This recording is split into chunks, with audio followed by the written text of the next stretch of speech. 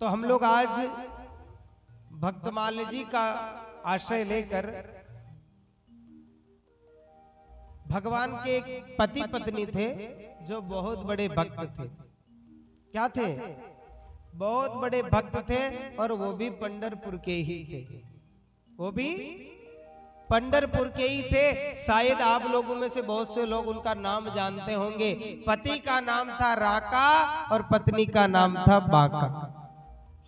क्या नाम था? राका और बाका। ये दो पति पत्नी थे। देखिए, पंढरपुर के ही एक लक्ष्मीपति ब्राह्मण के यहाँ सन 1347 में राका का जन्म हुआ। 1347। और पंढरपुर के ही हरिदेव नामक ब्राह्मण के यहाँ 1351 में एक बाका नामक पुत्री का जन्म हुआ। और वो देखिए, जन्म से ही भगवान के भक्त थे। और हम लोग घर पे भी कहते हैं ना कि जोड़ी तो ऊपर से बना के ही भेजी जाती है। जैसी पत्नी जैसी लड़की होगी उसको वर वैसा ही मिल जाएगा। दोनों भक्त तो थे ही, धीरे धीरे संयोग से बड़े हुए और दोनों का विवाह हो गया। दोनों का विवाह हुआ तो दोनों इतने बड़े भगवान के भक्त थे, इतने बड़े भगवान के भक्त थे कि भगवान से कुछ मांगते नहीं थे और अपना जो कार्य करते थे, लकड़ी लाते थे जंगल से और बाजार में बेचते थे। और बाजार में बेचने के बाद जो उनसे पैसा आता था उससे क्या होता था? उन पैसों से वो बाजार से राशन लाते और भगवान को भोग लगाकर संतों को खिलाते। बचता तो खुद खाते, नहीं तो भूखे ही सो जाते। ऐसे पति पत्नी भक्त थे।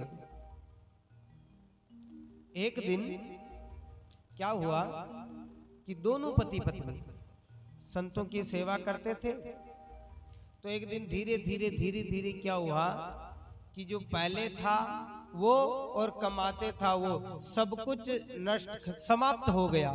अब तो ऐसा आ गया कि संत भी आ जाए घर पे तो उनको खिलाने के लिए कुछ नहीं बचता है। तो उनको चिंता हुई तो उन्होंने कहा कि अपन ऐसा करते हैं, रोज एक बार जंगल में जाकर लकड़ी लाते हैं। कल से हम लोग 2-4 बार जाकर लकड़ियां लाएंगे, बेचेंगे और संतों की सेवा करेंगे। इतने में क्या हुआ एक दिन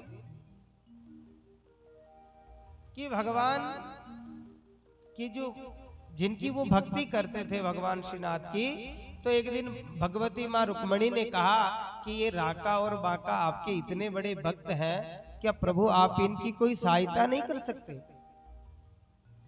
तो भगवान ने कहा मैं इनकी सहायता तो कर दूंगा, लेकिन ये मेरे से कुछ लेंगे नहीं। बोले आप देखे तो देखो ये लेते हैं कि नहीं लेते हैं। आप इनसे संबंध तो जोड़िए कि ये आपसे लेंगे कि नहीं लेंगे। भगवान ने कहा कि चलो ये भी तुमको मैं बता देता हूँ, ये भी परीक्षा ले लेते हैं। तो एक दिन क्या हुआ कि जैसे ही ये जंगल में लकड़ी लेने के लिए गए तो भगवान ने क्या किया, एक सोने की डली मार्ग में डाल दी। बीच में सोने की ढेली मार्ग में डाल दी। अब जैसे ही सोने की ढेली मार्ग में डाली और वहां से राका और बाका निकल रहे थे।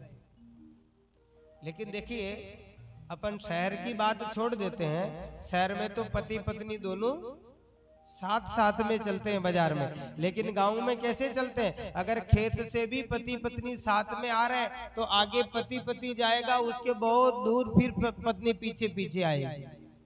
आते कि नहीं आते? आजकल शहर में तो एक दूसरे के कंधे पे हाथ रख के चलते हैं।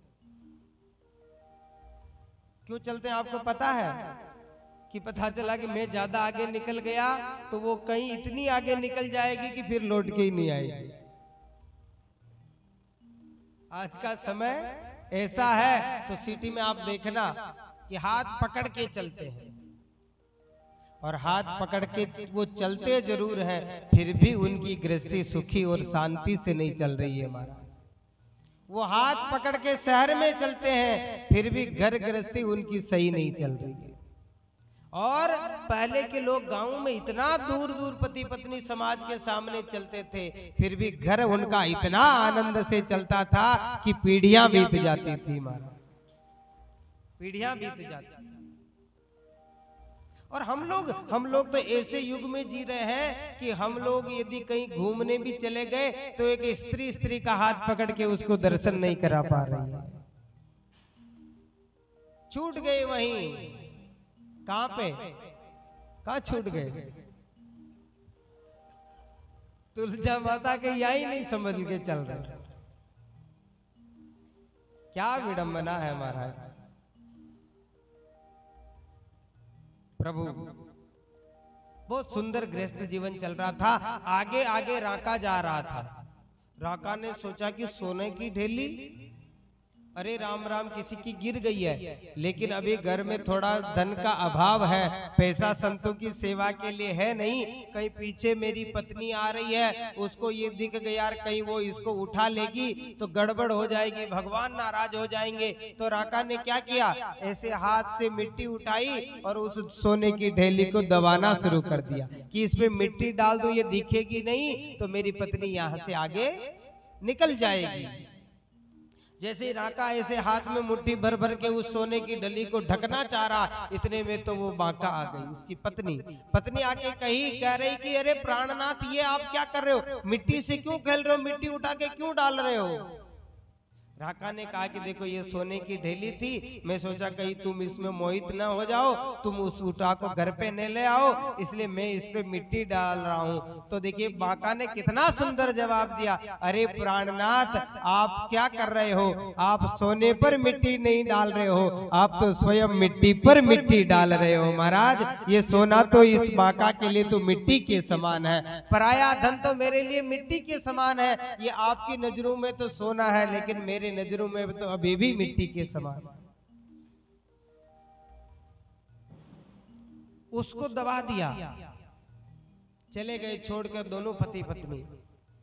जितनी लकड़ियां थी बेची, संतों की सेवा की, भजन किया। और दूसरे दिन जैसे ही जंगल जाने के लिए ना निकले तो माँ ने कहा कि अगर वो उन्होंने सोना नहीं उठाया तो आप ऐसा करें प्राणनाथ, आप और हम दोनों चलते हैं और जंगल में ज्यादा लकड़ियां काट के ज्यादा ढेर लगा देते हैं, वो लोग जल्दी जल्दी जाकर कम से कम बेच देंगे, ज्यादा धन कमा लेंगे।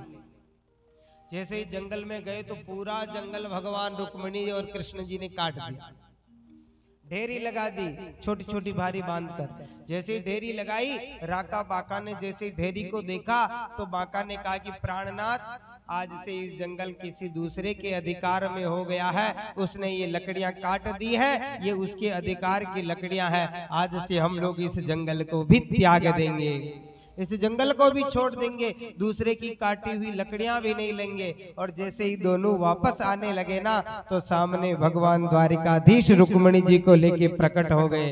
बोले कि अरे राका और बांका ये मैंने काटी है और तुम्हारी सहायता के लिए काटी है, इसलिए इस लकड़ियों को तो कम से कम स्वीकार करके और इसको बाजार में ले जाके बेच दो। तो राका और बांका क्या कहते हैं कि प्रभु आपकी काटी हुई लकड़ियां भी हम स्वीकार नहीं करेंगे। भगवान ने कहा यदि आप मेरी भक्ति बिना किसी लोभ लालच स्वार्थ के करते हो तो मेरी आज्ञा है कि इन लकड़ियों को स्वीकार करके और इनको बाजार में ले जाके बेच दो। ऐसी कथा कि भगवान के बार बार कहने पर भी राका बांका नहीं माने। अंत में देखना मैया स्वयं रुक्मिणी जी ने उस बांका का हाथ पकड़ा और कहा कि बेटी कम से कम अपनी माँ की बात तो मान ले, और कुछ नहीं लिया तो जीवन में कम से कम अपनी माँ से ये लकड़ियां ही उपहार में ले ले और इसको स्वीकार करके बाजार में बेच दे। ऐसी कथा है कि स्वयं भगवती के कहने के बाद उन दोनों पति पत्नी ने लकड़ियां बाजार में बेची और उसी दिन से उनके घर आनंद होने लगा। बोलिए भक्तवत्सल भगवान की जय हो।